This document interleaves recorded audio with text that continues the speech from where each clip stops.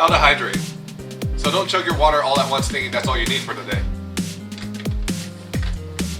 Drinking too much water in a short period of time can actually negatively impact your body. Rather, you should do frequent sips and small gulps of water over a long period of time.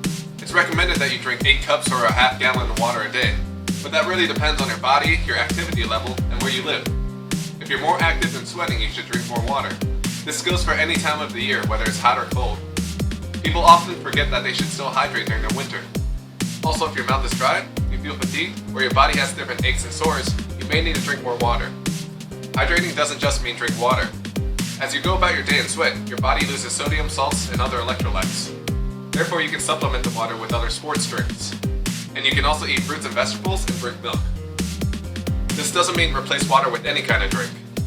Excessive sodas, teas, and coffees can dehydrate your body. To help you hydrate, you can carry a large refillable water bottle around. And you can also do water challenges throughout the day to remind yourself to drink water. And that's all to hydrate.